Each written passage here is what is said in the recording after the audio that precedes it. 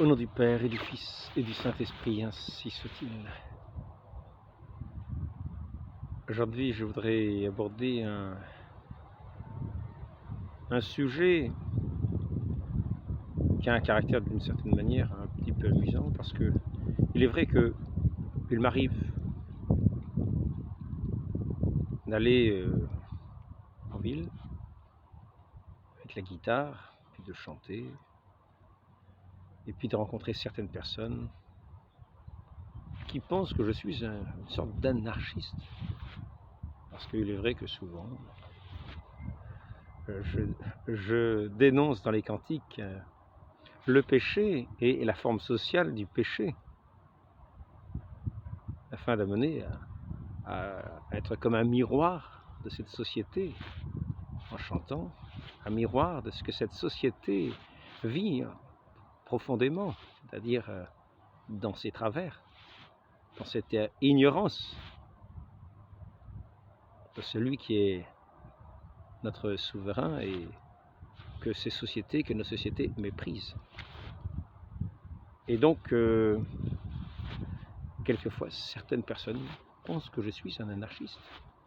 Et je voudrais apporter aujourd'hui cette réflexion.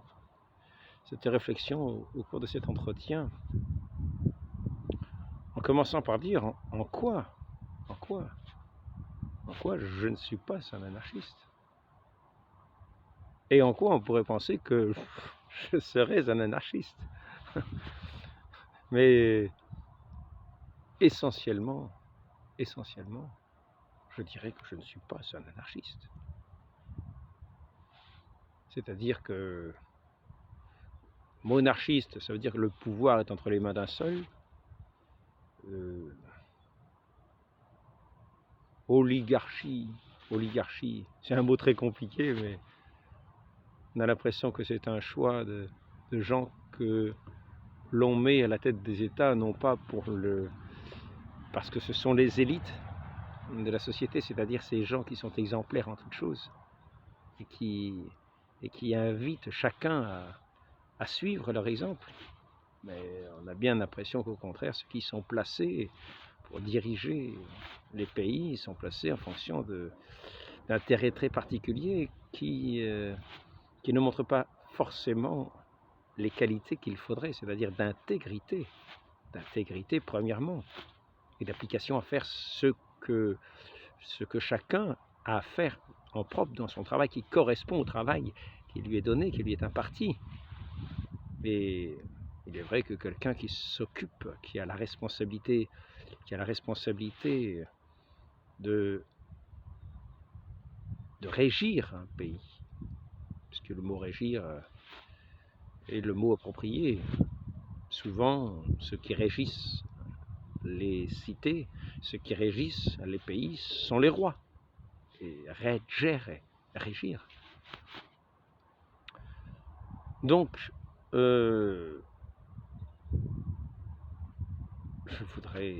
voudrais aborder cette question de façon à y porter notre réflexion, voir en quoi nous pouvons avoir certains aspects qui peuvent paraître anarchiques, tout en n'étant véritablement pas anarchiques, en ce sens que notre Seigneur Jésus-Christ ne nous dit pas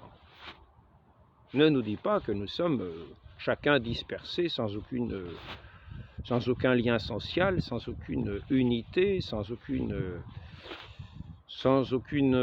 autorité au-dessus de nous, car il nous dit au contraire, le royaume des cieux est tout proche. C'est-à-dire que il est bien question d'un royaume. Il est bien question d'un royaume. Mon royaume n'est pas d'ici-bas, dit-il. Il est vrai, mon royaume n'est pas d'ici-bas. Comme je l'ai déjà dit plusieurs fois, il est toujours bon de répéter quelquefois certaines choses. Ce n'est pas la chair et le sang qui nous révèlent ces mystères du royaume, parce que ce royaume est un règne de l'esprit. Mais un règne de l'esprit qui n'est pas indépendant de nos actions dans ce monde, et par conséquent, qui n'est pas sans conséquence sur nos manières d'agir dans ce monde et sur nos manières de nous organiser en ce monde. C'est-à-dire que ce royaume n'est pas de ce monde. Mais en même temps, lorsque nous nous convertissons, nous entrons dans ce qui est des lois propres de ce royaume. Ces lois propres que Dieu nous a données, qui sont ces commandements de Dieu, mais ces lois propres, cette loi propre qui récapitule tous les commandements et qui tient en deux commandements, comme notre Seigneur nous le dit, deux commandements. C'est-à-dire que nous devons adorer Dieu et l'aimer par-dessus tout, et le prochain comme nous-mêmes. Et là est accompli tous les prophètes et toute la loi. C'est ce que dit notre Seigneur. Ainsi, nous ne sommes pas de ceux qui disent qu'il n'y a pas de roi. Nous ne sommes pas de ceux qui disent qu'il n'y a pas d'autorité. Au contraire, nous disons qu'il y a une autorité véritable, un roi véritable. Et un roi véritable qui ne s'impose pas, qui ne s'impose pas de façon factice, mais qui s'impose de lui-même par ce qu'il est. C'est-à-dire qu'il n'y a pas d'éminence plus haute que ce roi. Et quand nous sommes amenés à reconnaître son éminence, sa dignité, sa hauteur, nous savons qu'il est le Très-Haut, qu'il n'y a pas plus haut que lui.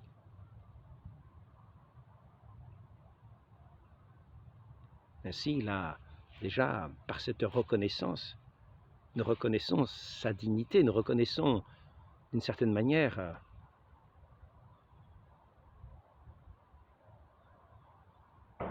par sa suréminence au-dessus de nous, nous lui reconnaissons, nous lui donnons notre estime. Et notre estime fait que nous n'allons pas le mépriser, bien au contraire.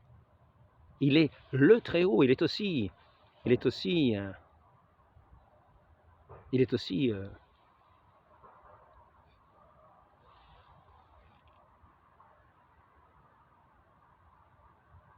infini dans sa largesse, dans sa, comment dire, il est infini dans sa largeur. Il y a la hauteur, il y a aussi la largeur. Dans ce mystère, c'est un mystère qui comprend tout l'univers. Et lui, dans son regard, contemple toute chose, dans toute sa dimension, dans toute sa largeur. Et nous sommes bien incapables de porter un tel regard sur toute chose. La profondeur de son jugement qui perçoit jusque les moindres mouvements de nos pensées, de nos cœurs. Rien n'échappe à son regard.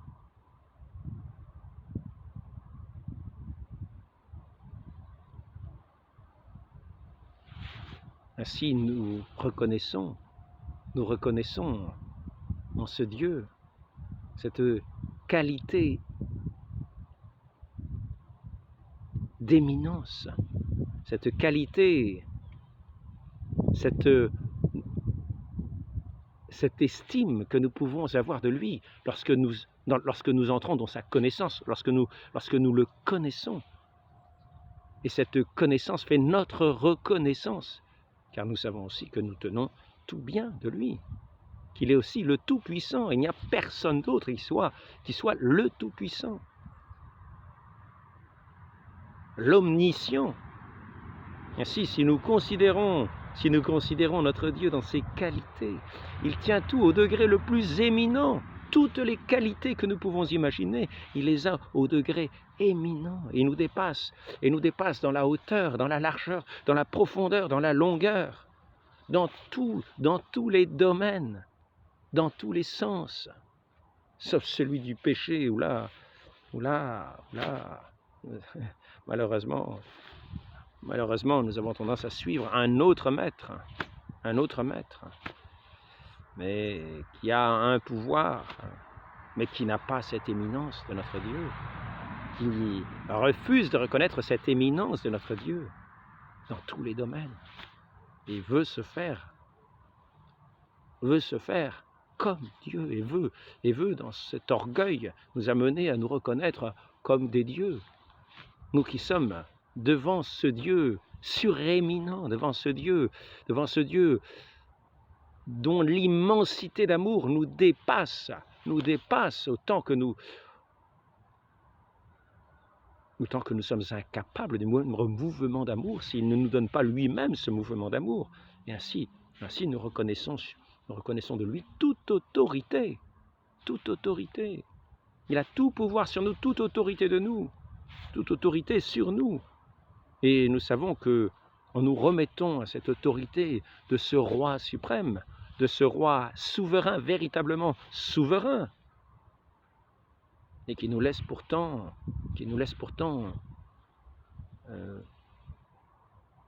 en tant que créature à son image dans cette liberté qui fait qu'il nous laisse le choisir, mais que si nous ne le choisissons pas, si nous ne voulons pas le reconnaître, si nous pensons que, si nous tombons dans cette ignorance de ce Dieu si éminent, de ce Dieu de vérité, de ce Dieu de bonté,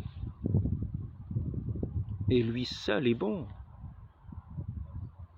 Si nous ne le reconnaissons pas, si nous suivons d'autres chemins que ceux de ce Dieu, ce sont des chemins qui sont bien sûr, des chemins qui appartiennent à cette création de Dieu, mais qui ne sont plus ces chemins qui sont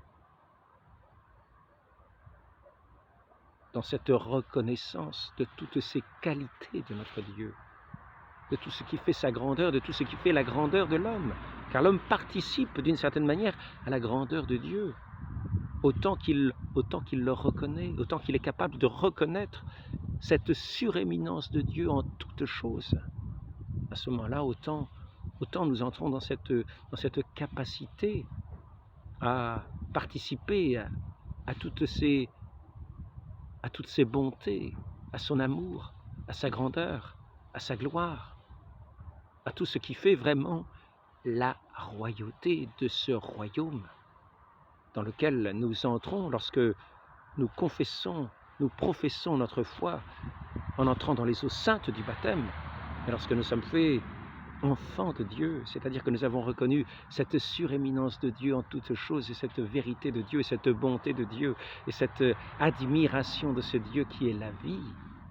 Et à ce moment-là, nous participons au bien de ce royaume, nous participons aux grâces de ce royaume, et nous sommes ici en reconnaissance les uns des autres, comme participant les uns les autres à ces grâces, dans un degré moindre, à tout ce qui fait cette éminence de notre Dieu et tout ce qui fait notre admiration de notre Dieu. Et ainsi nous pouvons entrer dans cette admiration, dans cette amitié de notre prochain, dans lequel nous reconnaissons toutes les parts, toutes les grâces qui tiennent en Dieu, qui tiennent de Dieu en chacun. Et nous sommes ainsi frères de cette même famille, alors que lorsque nous quittons ces chemins pour des chemins détournés, nous tombons dans des chemins d'isolement, dans des chemins inconnus à toute vérité, inconnus à toute bonté, inconnus à toute joie véritable, à tout ce qui est véritable. Car Dieu seul est véritable. Et il nous donne de participer, d'entrer sur ce chemin de vérité, de ces enfants de Dieu, de son royaume. Si nous ne sommes, moi je ne dirais pas je suis un anarchiste. Et les chrétiens ne sont pas des anarchistes. Les chrétiens sont des gens qui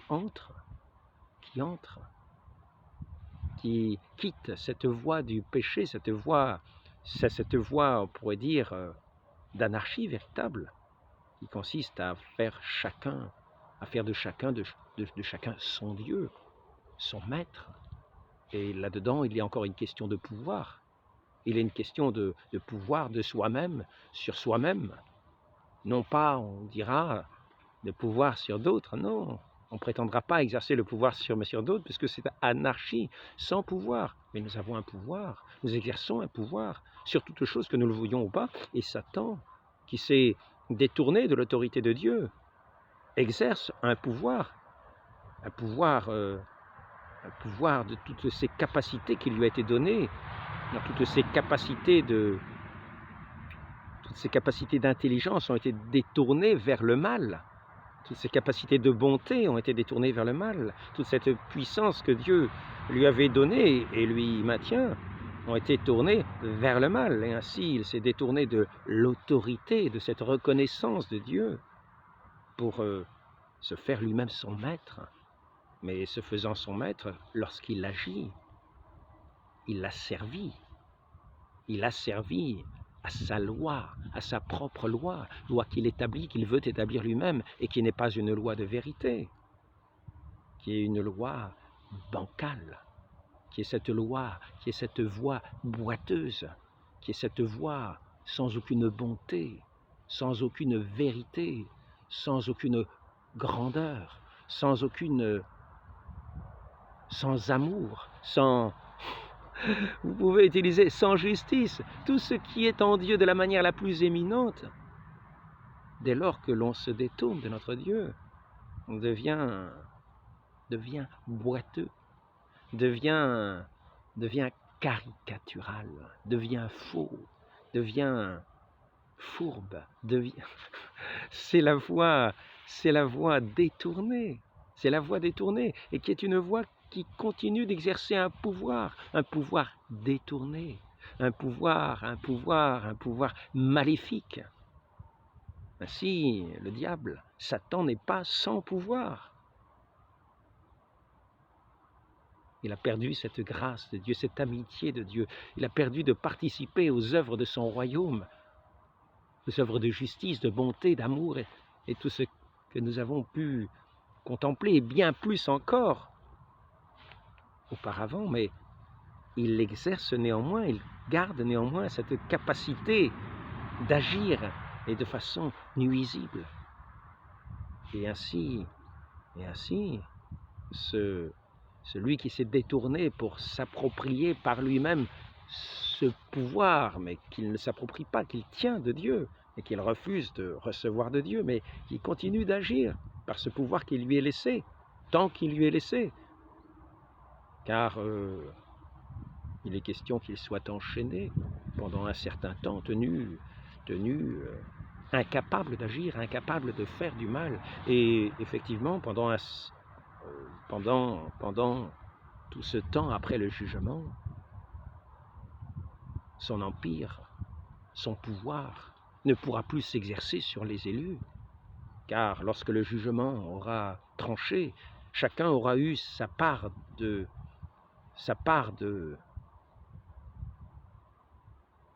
son domaine propre. Ainsi le diable sera réduit à aller dans cette place qui lui est préparée éternellement, les enfers ou l'enfer. C'est cet enfer de feu et de soufre.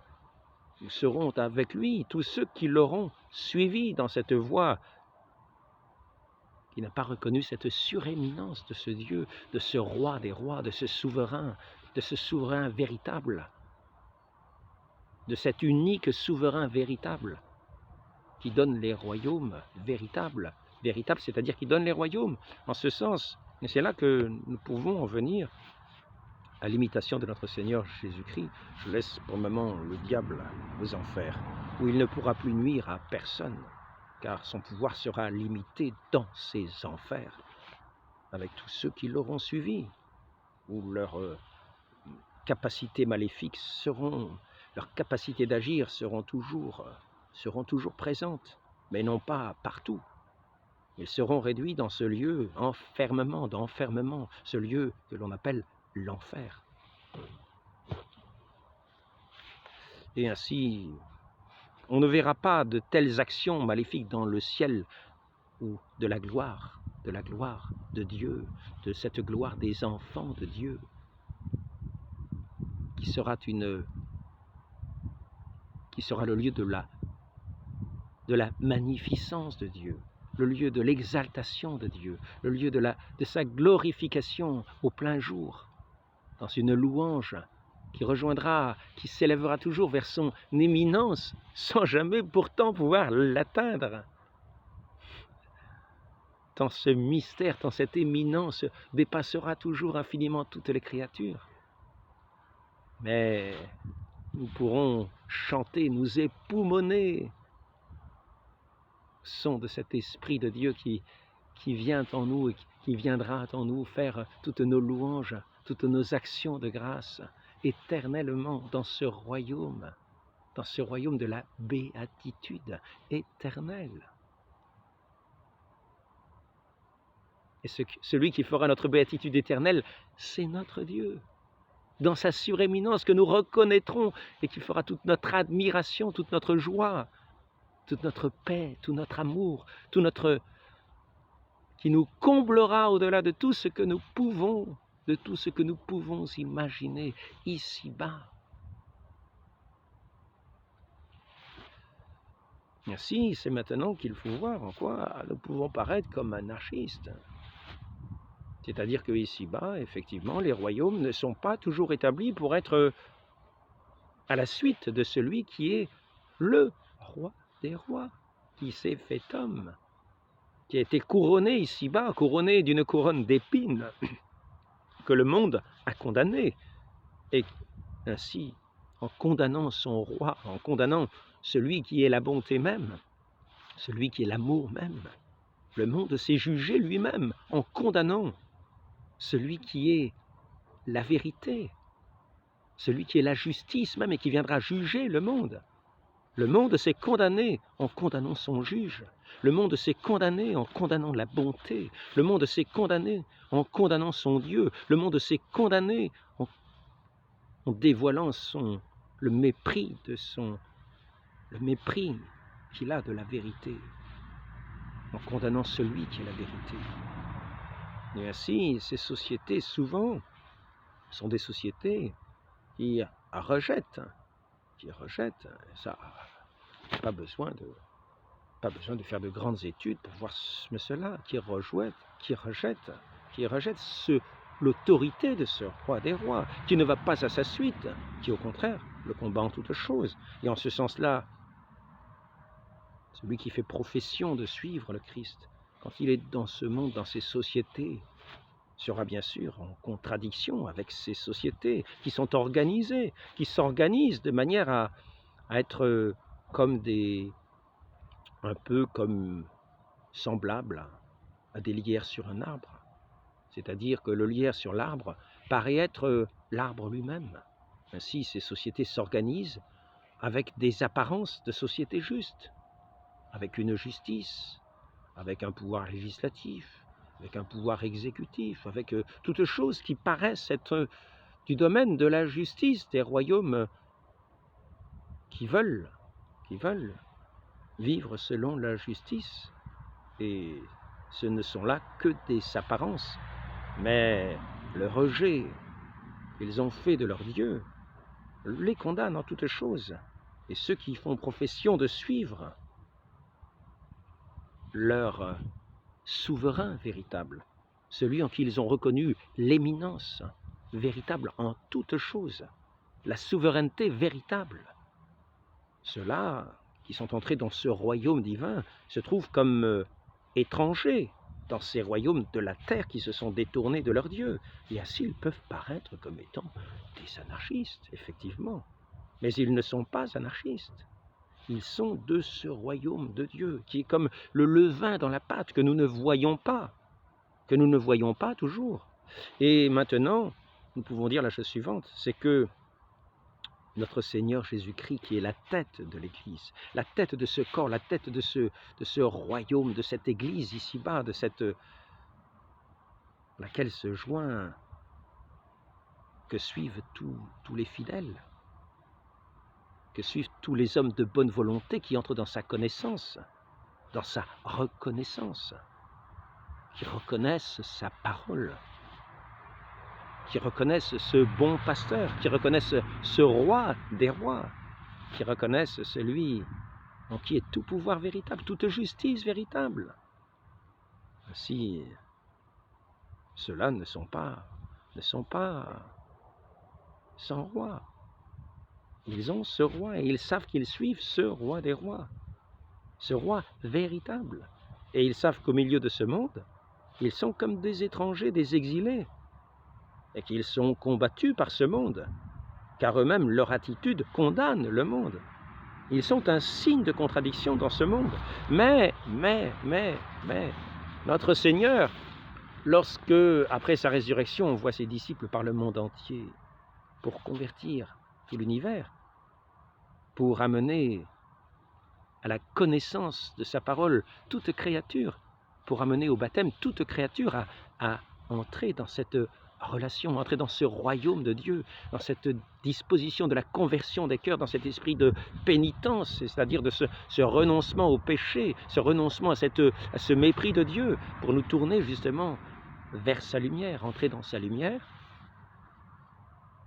Notre Seigneur, par cet appel à envoyer ses disciples par toute la terre, appelle tout homme de cette terre à se tourner vers ce maître, vers ce roi des rois, à le suivre, à lui obéir et agir selon ses lois. Ainsi, quand on dit qu'il appelle toute créature, il appelle les rois même des nations à se tourner vers lui et à le suivre, non pas être roi par eux-mêmes, tel Satan, tel le diable qui s'est séparé, qui s'est divisé de son Dieu, et qui veut régner par lui-même dans ce royaume de ténèbres, puisqu'il s'est séparé de tout principe véritable. Eh bien, de cette même façon, il invite les rois de la terre à devenir des princes du ciel et à diriger leur pays selon les lois de Dieu. Et c'est ainsi que toute la terre est invitée à nous tourner à la suite du Christ, à marcher à la suite du Christ. Et ainsi, ces lois mauvaises de ces royaumes de ténèbres sont appelées à être des lois de lumière, qui correspondent aux lois de Dieu, aux lois, la loi véritable étant bien sûr, la loi du salut véritable étant bien sûr cette foi qui est ce don de Dieu, qui est cette grâce particulière, qui est ce règne de Dieu dans les cœurs, ce règne véritable, qui ne se fait pas à coup simplement de décret, non, qui montre une disposition de la bonne volonté à laquelle notre Dieu, bien sûr, ne manque pas de donner toutes les grâces. Heureux les hommes de bonne volonté. Gloire à Dieu au plus haut des cieux, et paix sur la terre aux hommes de bonne volonté, c'est-à-dire paix avec Dieu, et paix avec les hommes, paix avec soi-même. Dans ce royaume de l'union des cœurs, qui va jusque à cette suréminence de notre Dieu dans sa bonté infinie et qui atteint les plus petits de ceux de ce royaume. Cette bonté, cet amour qui réjouit les cœurs par de cette suréminence et ne manque pas de regarder jusqu'au profond des cœurs de chacun de ces enfants de ce royaume.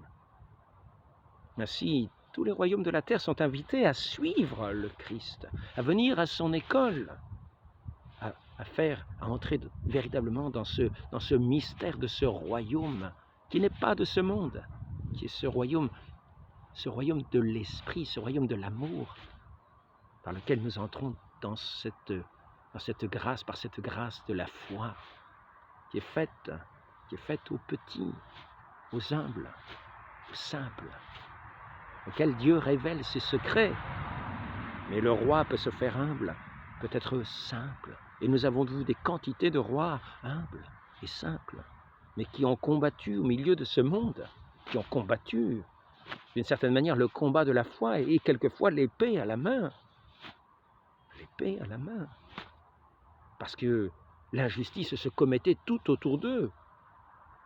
Cette justice, malheureusement, il fallait utiliser ce tranchant sévère, ce tranchant quelquefois cruel, afin de rétablir la justice, de rétablir ce qui était privé de leurs biens, ceux qui étaient privés de cette justice des hommes, qui ployaient sous l'injustice de certains, afin de détourner la force brutale de ces hommes, de ces personnes, afin de les détourner du joug qu'ils exerçaient sur les plus petits de ces royaumes. Et ainsi, ces rois avaient cette responsabilité de faire respecter cette justice. Quelquefois, cela se faisait au tranchant de l'épée pour arrêter les méchants, pour arrêter les crimes, pour empêcher des pays tout entiers de périr. Le roi David a combattu. Moïse s'est trouvé sur une montagne et par la prière soutenait cette armée d'Israël contre ses adversaires. Parce qu'il y a véritablement une armée des ombres qui fait peser durement son joug sur l'humanité et que quelquefois les princes qui se mettent au service de ce prince de la lumière,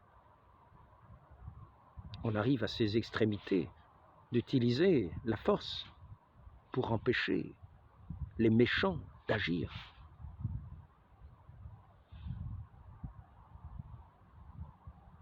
Et c'est ce qui s'appelle la justice. C'est ce que fait normalement une société qui se tourne véritablement dans un sens de la justice. Elle empêche les méchants de nuire. Elle aimer les gens tout simples, à l'abri de leurs coups. On tranche justement, avec des peines proportionnées aux actions mauvaises qui ont été accomplies par ces personnes méchantes, par ces personnes mauvaises, par ces personnes qui étaient animées de ces mauvaises volontés, de ces volontés de nuire,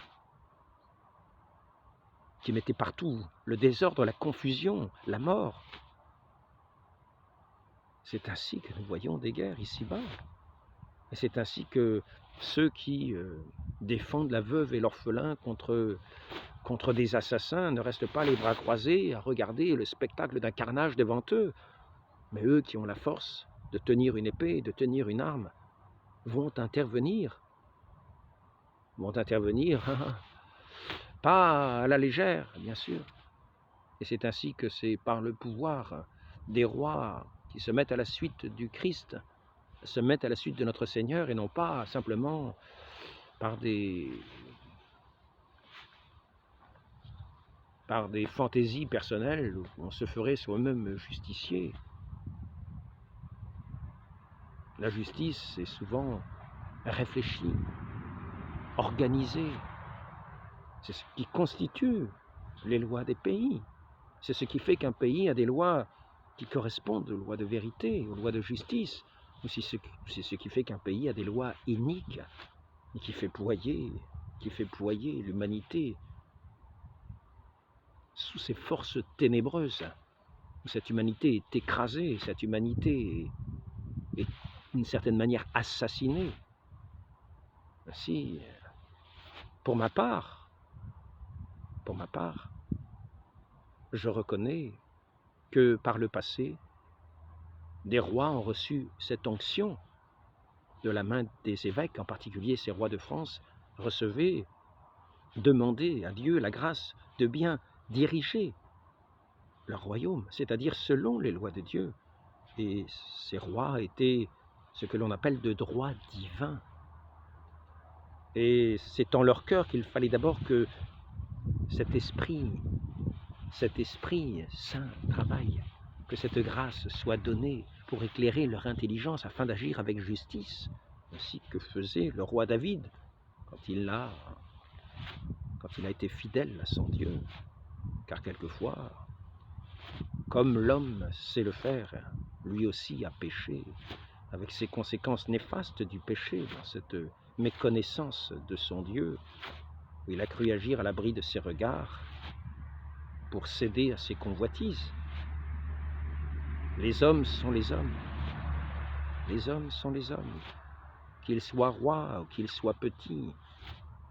L'action qu'ils font dépend de la grâce qu'ils reçoivent dans leur cœur, de la façon dont ils reconnaissent leur Dieu, ce Dieu qui est toute lumière, toute paix véritable et qui se répand en paix autour d'eux, parce que nous entrons dans ce royaume de la lumière et de la paix, de la justice, de ce Dieu vivant et vrai, de ce Dieu qui nous a créés non pas pour être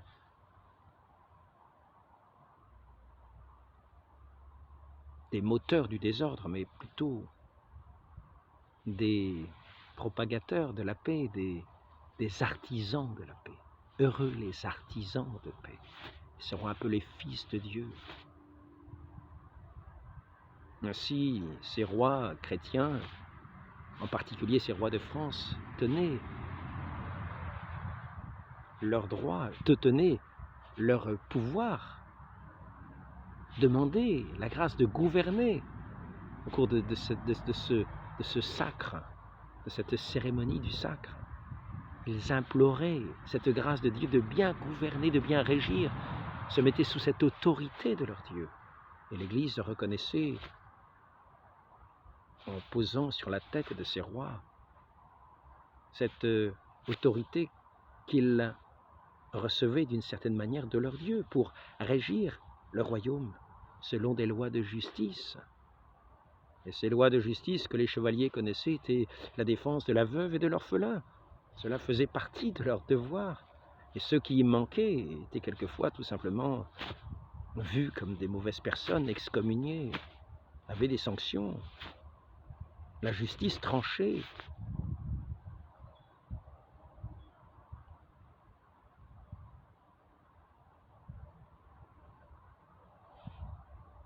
Ainsi, notre Dieu ne nous a pas dit, n'a pas dit à son Église, suivez le monde, mettez-vous à la mode du monde. Il n'a pas dit, mettez-vous à la mode du monde, faites comme le monde fait. Non. Le Christ en tête invite chacun, tout le monde, toute créature à le suivre. Et tous les royaumes de la terre de la même manière à le suivre, mais d'un cœur pur, d'un esprit simple, d'un cœur aimant, dans la foi. Et ainsi, ceux qui agissent de telle manière ne peuvent pas manquer de voir cette grâce de Dieu agir en eux pour vivifier toutes choses.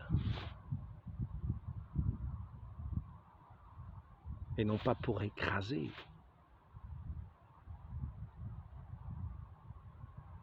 Pour élever, pour faire grandir, pour faire fructifier. Et notre Dieu donne sa bénédiction à ces royaumes qui lui sont fidèles. C'est ainsi que à Clovis, il avait été dit par saint Rémy que tant que ce royaume de France serait fidèle à ses lois, à cette alliance faite avec son Dieu, il fructifierait, serait vainqueur de tous ses ennemis. Mais dès qu'il s'écarterait, ce seraient les malheurs. Ce seraient les malheurs. Et ainsi, ces royaumes n'étaient pas encouragés par ces châtiments à continuer sur leur voie mauvaise, mais au contraire à se convertir, pour aller à la suite de leur Dieu. Toute la création est appelée à la suite de son Dieu. Toute la création, toutes les organisations sociales sont appelées à se convertir et à se tourner à la suite de notre Dieu, qui est l'alpha et l'oméga de l'univers.